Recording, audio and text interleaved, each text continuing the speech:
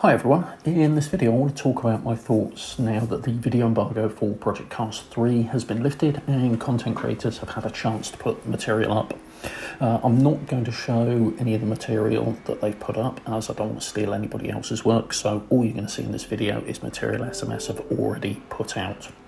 So starting with what we've seen so far, it all looks very polished and certainly more so than we saw with Project Cars 1 and Project Cars 2 at this state, with a well-designed user interface that should be easy to navigate and logical to move around. What it does firmly remind me of is the Shift titles, so in that regard SMS were accurate when they said it was a spiritual successor to Shift. Add in a mix of Forza and Gran Turismo and that's the overall vibe that I got from what we've seen so far.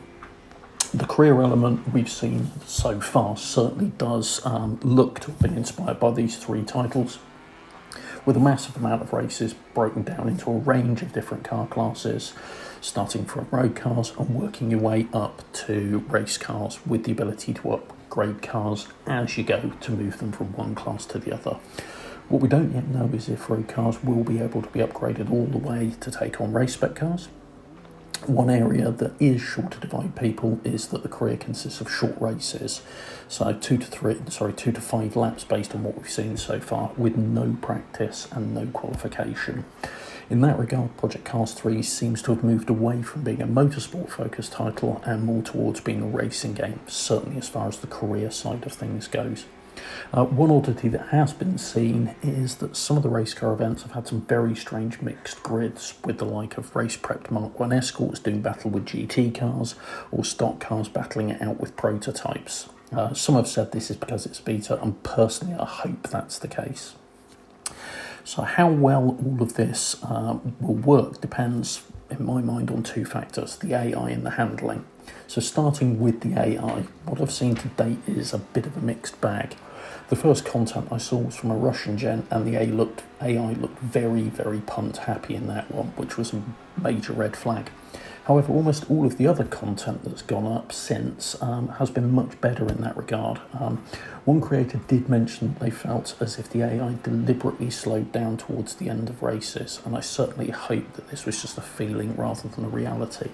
As well, rubber banding of this type is both popular and common in a number of racing titles. It's not something I'm personally a fan of.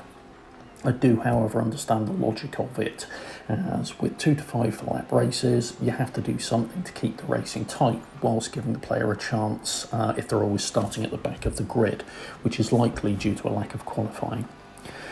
Onto the handling and the feedback from content creators, this one's been a mixed bag, again, with some saying it feels very close to Project Cars 2 in terms of the physics and the force feedback, and others saying it feels dumbed down and many cars now feel too similar.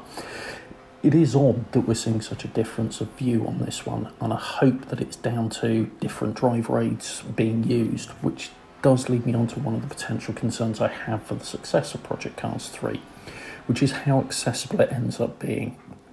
As while some Gran Turismo and Forza Motorsport players have always demanded more realistic physics engines in those titles, how many of the whole audience for those titles are actually ready for that potentially is an open question. I think the only way to ensure that this works is to have a set of assistance tools that offer as wide a range of accessibility as possible, something on the level of what we've seen in F1 2020, which for me has set the benchmark in that regard. Certainly the universal praise that's been given to the improved gamepad handling and the new corner entry, apex and exit markers point in a positive direction in that regard, but only time's really going to tell on that one. So moving away from the digital oily bits and onto the more Forza Motorsport and Gran Turismo elements, we've seen such as the paint shop, upgrades and livery editor. The paint shop seems to offer a good range of colours and paint finishes, with a range of wheel rims, the ability to change tyre sizes and set different manufacturer decals on the tyres. The livery editor seems to be more limited than those that we found in Forza and Gran Turismo, with a range of preset patterns and the ability to place decals in preset locations only. The upgrade system, however, will be familiar to anybody used to Forza or Gran Turismo titles prior to Gran Turismo Sport. However, one thing I did notice was a nominal charge was being levied to refit parts that you already own, which I must confess seems a bit odd to me. The photo mode has also been briefly seen and certainly seems to have a much better UI than in Project Cars 2. If it's easy to use, we'll have to wait and see, as it's the briefest looks on one video that I saw it opened up in. Finally, I want to talk about the car list and the track list. Now, I've borrowed these two slides, for want of a better way of describing it, from Chris Hayes' videos, and I'll pop a link down to his channel. I would pop a link to the videos, but for some reason they've been moved to private, so I don't know if that's a takedown notice that's come from SMS on those. I didn't really myself notice anything odd in the videos that would red flag to my point of view, but I'm not SMS, so I don't know. It is annoying because they were both really good videos, but I'll give his channel a shout out anyway. So when we look at the car list, it's very PC2, so Project Cars 2 with a few additional bits and pieces in there. There's some nice additional stuff in there, some more modern things going on in there, and Formula E, which is good to see. I've been looking forward to that.